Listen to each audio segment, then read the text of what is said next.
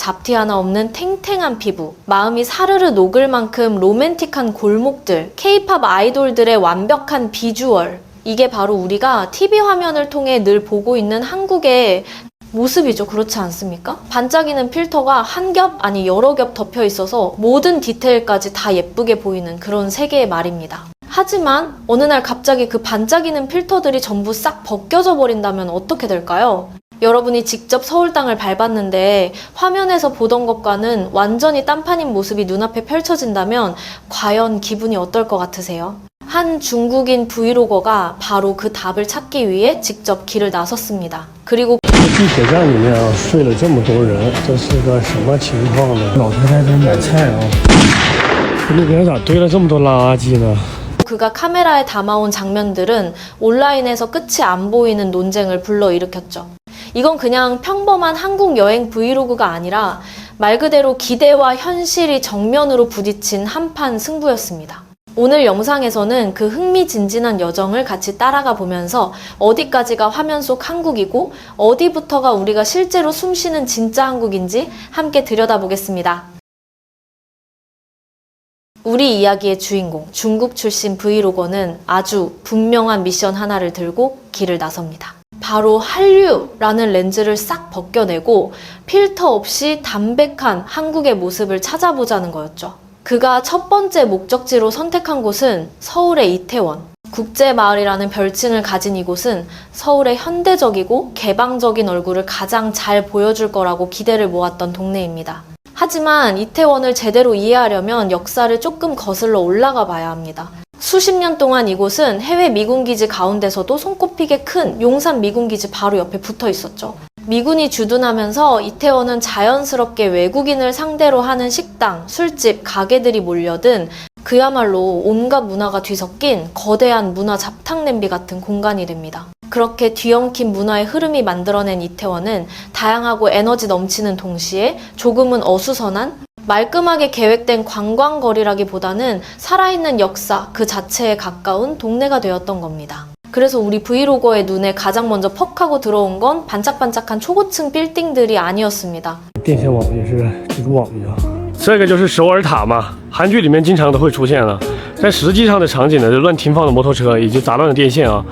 바로 머리 위를 잔뜩 가로지르는 거대한 전선들의 거미줄이었죠. 그는 또 차를 몰고 올라가기도 버거울 만큼 가파른 언덕들을 보고 이 정도면 포르쉐도 숨이 찰 것 같은데요? 라며 농담을 던집니다. 그의 눈에 비친 이 풍경은 그가 머릿속에서 그려왔던 화려한 수도 서울이라기보다는 오히려 중국의 어느 소도시나 군청 소재지를 떠올리게 하는 장면에 더 가까웠던 겁니다. 자, 여기서 이런 궁금증이 슬슬 고개를 들죠. 아시아에서 손꼽히는 발전된 도시라는 서울이 왜 이런 모습으로 보이는 걸까요? 그 답은 크게 두 가지 키워드로 정리됩니다. 바로 속도, 그리고 지형입니다. 첫째는 바로 속도입니다. 서울은 이른바 한강의 기적이라 불리는 초고속 도시화를 온몸으로 겪어낸 도시입니다. 아주 짧은 시간 안에 도시 규모가 폭발적으로 커졌죠. 전기와 통신 설비 전체를 죄다 지하로 묻는 작업은 돈도 어마어마하게 들고 공사 기간도 끝이 안 보이는 초대형 프로젝트입니다. 그래서 하늘 위로 거미줄처럼 얽혀있는 가공 전선망이 보기엔 좀 거칠고 지저분해 보여도 당시로서는 숨가쁘게 치솟는 수요를 맞추기 위한 가장 현실적이고 효율적인 해법이 된 겁니다.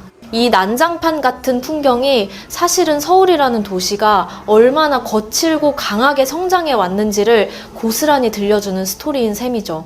여기서 꼭 짚고 넘어가야 할 게 하나 있습니다. 그 폭발적인 성장기 동안 정부와 시민들이 가장 먼저 챙겼던 건 미관이 아니라 기능이었다는 점입니다. 수백만 명이 당장 쓸 전기가 필요했고 머물 집이 필요했고 일하고 생활할 수 있는 각종 인프라가 즉시 갖춰지길 원했습니다. 완벽하고 세련된, 하지만 돈도 시간도 끝없이 빨아들이는 지중화 계획을 다 준비될 때까지 기다리자는 건 솔직히 말해 사치에 가까운 선택이었죠. 그래서 지금도 골목과 하늘을 가르는 이 전선 다발들은 눈에는 다소 거슬릴지 몰라도 속도와 실용성을 최우선에 둔 그 시대의 물증이자 전 세계를 놀라게 한 한강의 기적을 만들기 위해 감수해야 했던 필연적인 거래의 결과물입니다.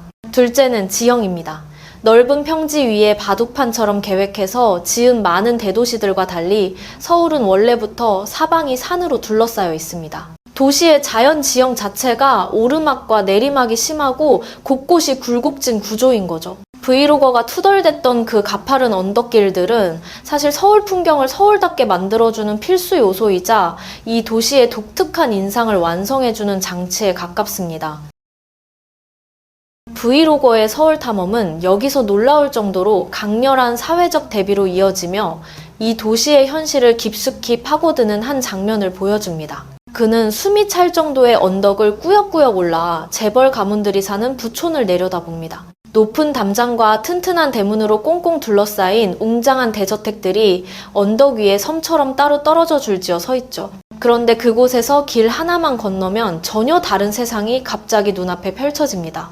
바로 서울에서 가장 크고 또 마지막으로 남은 판자촌으로 알려진 구룡마을, 영어로는 카오룽 빌리지입니다. 한쪽에는 끝까지 치장된 호화 저택들이 반짝이고 다른 한쪽에는 얇은 철판과 나무, 천막을 잇대어 급히 지어 올린 임시집들이 빼곡하게 들어서 있습니다. 중요한 건 이 구룡마을이 어느 날 우연히 뚝 떨어지듯 생겨난 동네가 아니라는 점입니다. 이 마을의 역사는 서울이라는 도시의 개발 역사와 촘촘히 엮여 있습니다. 1988년 서울 올림픽을 앞두고 도시의 겉모습을 정돈한다는 명분 아래 여러 빈민가 주민들이 강제로 이주를 당했습니다. 그 사람들이 아직 개발되지 않은 한 사유지로 몰려들어 이렇게 판자와 천막으로 임시 거처를 만들고 살기 시작한 겁니다. 아이러니하게도 서울에서 손꼽히는 부촌 바로 옆에 이 마을이 나란히 존재한다는 사실은 단순한 대비 장면을 넘어 개발이 남긴 후유증이자 성장에는 언제나 대가가 있었다는 걸 상기시키는 역사적 흔적처럼 서 있습니다.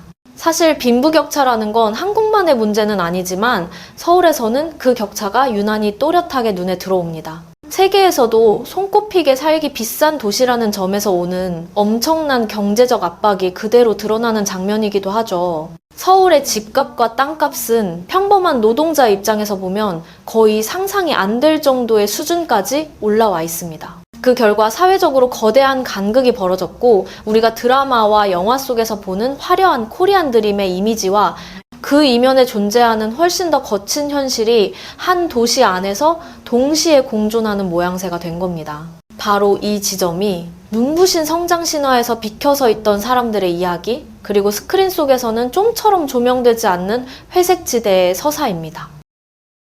자, 도시 풍경에 살짝 현타를 맞은 뒤 우리 브이로거 친구가 이번에는 제대로 한번 질러보기로 합니다. 현실에서 드라마 속 한국을 못 찾겠다면 아예 내가 드라마 속 주인공이 되면 되지 않나? 그래서 세운 작전이 바로 단 하루 만에 한국 남자 아이돌로 변신해보기. 그리고 한국식 미남의 첫 번째 수업은 뜻밖에도 미용실 계산서에서 시작됩니다. 머리 한 번 자르는데 무려 4만 원!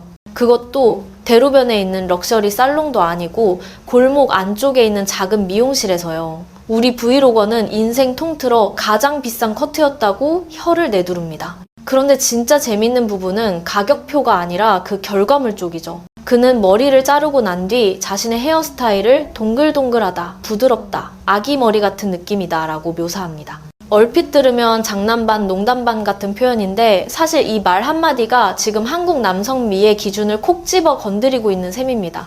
이건 대충 아무렇게나 자른 머리가 아닙니다. 이른바 댄디컷이나 소프트 투블럭 스타일에서 파생된 변형으로 요즘 엄청 유행하는 계열이죠. 핵심 포인트는 이마를 덮는 앞머리를 부드럽게 정리해서 얼굴을 살짝 감싸주고 전체적으로 어려 보이고 세련되면서 남녀 구분이 옅은 느낌까지 만들어준다는 겁니다. 최근 몇 년 동안 한국에서 남성의 이상적인 외모 기준은 예전처럼 각지고 거친 마초스러움이 아니라 훨씬 부드러운 이미지, 그러니까 소위 소프트 매스큘리니티 쪽으로 이동했습니다. 하얀 피부, 살짝 혈색 도는 입술, 그리고 정갈하고 섬세하게 다듬어진 헤어스타일. 그래서 브이로거가 아기 머리처럼 동글동글하다고 말한 그 디테일이 사실은 디자이너가 아주 특정한 분위기, 그 특유의 바이브를 뽑아내기 위해 세밀하게 계산한 결과인 거죠. 다시 말해 4만 원이라는 금액은 단순히 가위질 몇 번의 값이 아닙니다. 지금 이 시대의 트렌드를 정확히 읽고 거기에 맞는 이미지를 구현해내는 기술과 감각, 그 노하우까지 함께 사는 값인 셈입니다. 외모에 들어가는 비용 수업은 여기서 끝나지 않습니다. 아이돌 비주얼을 완성하기 위해 그는 이번에는 실제 연예인들과 작업해본 경력이 있는 메이크업 아티스트를 찾아갑니다. 그리고 또 한 번의 출혈, 비용은 추가로 13만 원. 그런데 이 장면에서 가장 값진 포인트는 영수증에 찍힌 숫자가 아니라 둘 사이의 오간 대화 속에 숨어 있습니다. 브이로거가 요즘 어떻게 지내느냐라는 식으로 일상을 묻자 이 메이크업 아티스트는 생각보다 묵직한 고백을 꺼내놓습니다. 연예인을 담당하는 메이크업 아티스트, 흔히들 소득 상위 직군으로 인식하는 직업이죠. 그런데도 그가 솔직하게 말합니다. 배달 음식을 자주 시켜 먹기에는 부담이 너무 크다고요. 이 짧은 한 컷이지만 날이 서 있을 정도로 현실을 정확히 베어내는 장면입니다. 그리고 이 장면은 우리가 앞에서 살펴본 일부의 내용과도 절묘하게 이어집니다. 외모에 대한 압박과 생활비에 대한 압박은 한국 사회에서 같은 동전의 양면처럼 붙어 다니는 문제입니다. 경쟁이 숨막힐 정도로 치열한 나라에서 외모는 일종의 경쟁력이자 사회에서 살아남기 위한 중요한 무기로 여겨지는 경우가 많습니다. 명문대 입학 자리 하나, 재벌 그룹이나 대기업의 자리 하나를 두고 치열하게 싸우는 초경쟁 사회에서 눈에 띌 수 있는 모든 요소는 일종의 스펙이 됩니다. 단정하고 완성도 높은 외모는 단순한 허영이 아니라 프로페셔널함, 자기 관리 능력, 남을 향한 예의와 존중의 표현으로 해석되곤 합니다. 말없이 놓여있는 또 하나의 이력서 항목 같은 느낌이죠. 그래서 외모에 투자하는 일은 예뻐 보이려고 하는 사치가 아니라 커리어와 사회적 위치를 위해 전략적으로 투자를 하는 영역으로 받아들여지기도 합니다. 사람들은 그를 위해 상당한 돈과 시간을 쏟아붓습니다. 하지만 그 대가로 따라오는 건 결코 가볍지 않은 경제적 부담과 정신적 압박입니다. 심지어 소득이 꽤 괜찮은 편에 속하는 사람들에게조차도 말이죠. 우리가 화면 속에서 보는 그 화려하고 빛나는 미모 뒤에는 이렇게 아주 현실적인 값이 꽤나 묵직하게 붙어 있다는 사실을 이 에피소드가 슬며시 보여주고 있습니다. 이번 여정은 우리에게 훨씬 더 온전한 그림을 보여줍니다. 반짝이는 강남만 있는 서울이 아니라 세월의 흔적이 고스란히 남은 전선이 촘촘히 얽힌 골목길도 함께 존재하는 도시 말이죠. 결점 하나 없어 보이는 아이돌들만 있는 사회가 아니라 하루하루 생활비와 씨름하는 평범한 노동자들도 숨 가쁘게 버티며 살아가는 곳이기도 합니다. 아름다움을 머리카락 올 한치의 라인까지 집요하게 떠받들면서도 바로 그 완벽함이라는 기준 때문에 온 사회가 압박에 짓눌려 있는 문화, 그 두 얼굴이 동시에 드러나는 곳이 바로 여기입니다. 브이로거는 처음엔 드라마 속에서 보던 그 화면 속 한국을 찾으러 떠났지만 결국 마주한 건 훨씬 더 복잡하고 거칠고 입체적인 현실의 한국이었습니다. 그리고 어쩌면 훨씬 더 인간적인 한국이었을지도 모릅니다. 한 나라, 한 도시의 진짜 매력과 아름다움은 어쩌면 전 세계에 보여주려고 반짝이게 꾸며놓은 겉모습에만 있는 것이 아니라는 사실을 이 여정이 슬며시 일깨워주는 셈이죠. 그렇다면 여러분은 이 여정과 그 속에서 드러난 여러 가지 단면들을 어떻게 보셨습니까? 필터로 매끈하게 다듬어진 화면 속 미와 조금은 거칠고 날 것 그대로인 현실 사이에서 여러분을 더 강하게 끌어당기는 건 어느 쪽인가요? 아래 댓글에 여러분의 솔직한 생각을 남겨주십시오. 여러분 한 분 한 분의 시선을 직접 들어보고 싶습니다. 오늘 영상이 흥미로웠고 또 나름 생각할 거리와 재미를 안겨드렸다면 좋아요와 구독 버튼 한 번씩 꼭 눌러주십시오. 앞으로도 이런 문화 탐험과 분석의 여정을 계속 함께 떠나보겠습니다. 여러분의 응원이 이 채널이 앞으로 나아가는 가장 큰 원동력입니다. 끝까지 함께 해주셔서 감사드립니다. 그럼 다음 여정에서 다시 뵙겠습니다.